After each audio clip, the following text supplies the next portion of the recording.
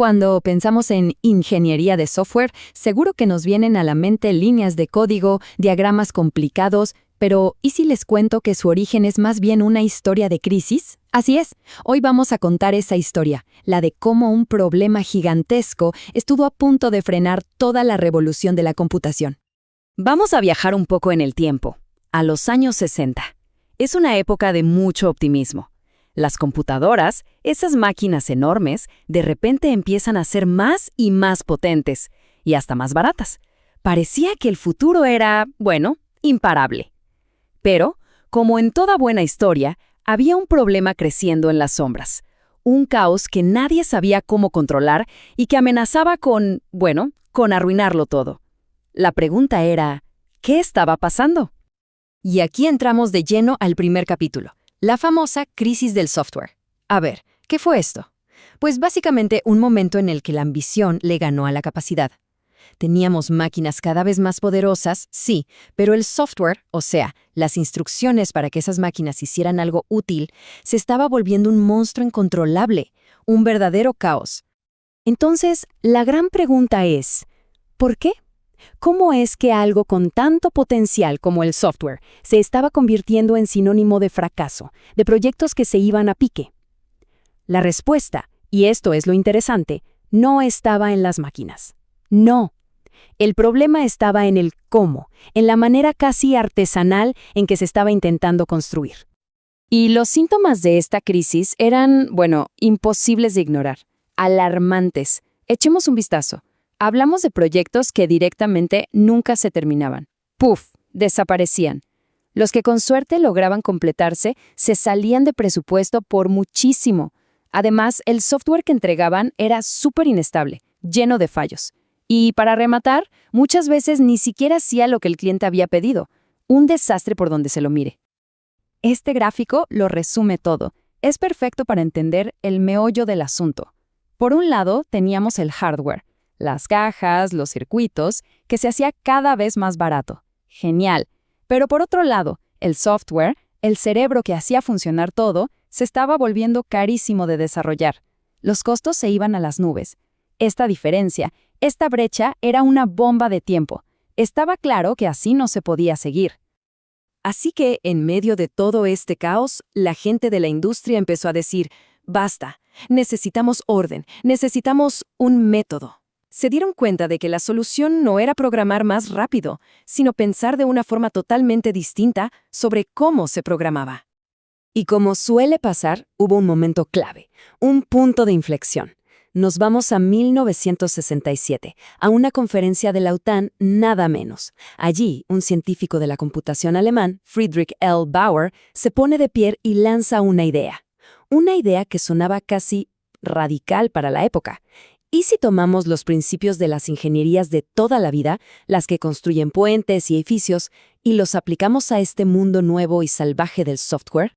Y las dos palabras que propuso fueron estas: ingeniería de software. Tan simple como eso.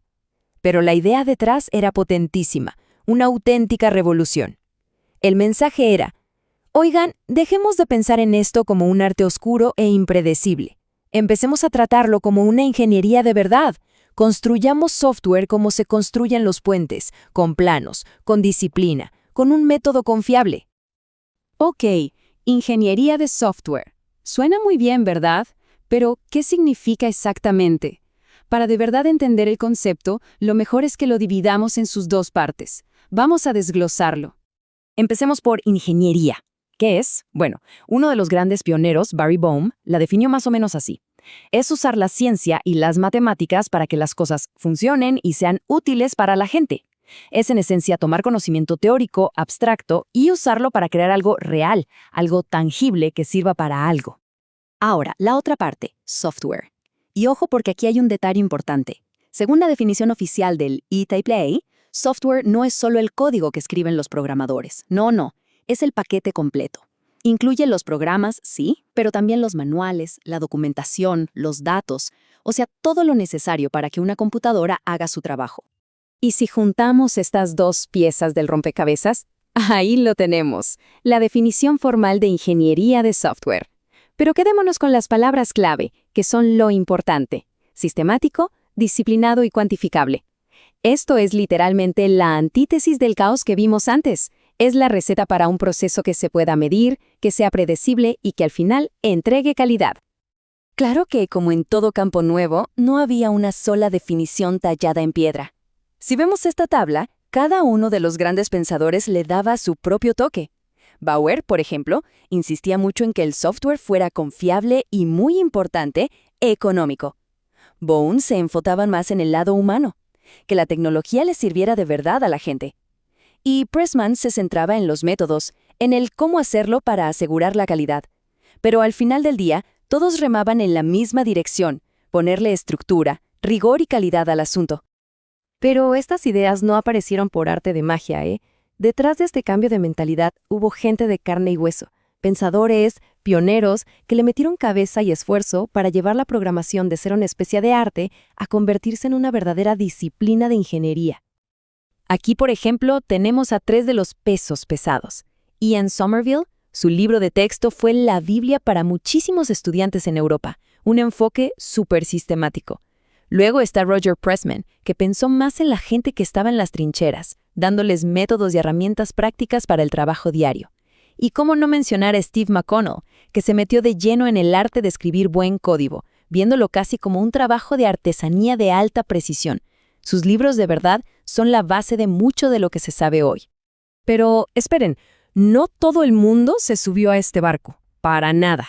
La idea de querer enjaular la programación con reglas de ingeniería generó una reacción bastante fuerte. Y no de cualquiera, sino de algunas de las mentes más brillantes y respetadas de la computación. Y quizá la crítica más dura, la más recordada, vino de este señor, Edsger Dijkstra, una auténtica leyenda. Él soltó esta frase lapidaria. Para Dijkstra, la ingeniería de software era, básicamente, una muleta para quienes no sabían programar de verdad. Él veía la programación como algo mucho más profundo, casi como una rama de las matemáticas, y pensaba que meterle procesos, reglas y diagramas era como ponerle un corsé a la creatividad, era matar el genio que se necesita para hacer software verdaderamente bueno. Todo este debate, claro, nos lleva a una pregunta de fondo. A ver, entonces, ¿dónde encaja la ingeniería de software? ¿Es una ciencia? ¿Es otra cosa? Entender bien esta diferencia es fundamental para comprender su verdadero rol en el mundo de la tecnología. Y esta tabla nos ayuda a poner cada cosa en su lugar. Pensemos así. La ciencia de la computación son los cimientos, la teoría pura y dura. La ingeniería de sistemas es la que ve el cuadro completo, el sistema entero, incluyendo hardware, software, personas, todo. ¿Y la ingeniería de software dónde queda? Bueno, se especializa en una cosa muy concreta, en todo el proceso de producción de software. Desde que a alguien se le ocurre una idea hasta que ese software se entrega, se usa y se mantiene. Es el enfoque práctico en el hacer. Y así llegamos al final de este recorrido. Lo que empezó como una solución a una crisis tremenda en los 60s, hoy es la disciplina que construye el mundo digital en el que vivimos. Pensemos un segundo. El software hoy está en nuestros autos, en los bancos, en los hospitales. La complejidad es simplemente brutal. Y esto nos deja con una última reflexión para el final. Ahora que enfrentamos monstruos nuevos como la inteligencia artificial o los retos de la ciberseguridad, ¿será que esos principios de ingeniería que nacieron de aquel caos nos alcanzarán para manejar las crisis que están por venir?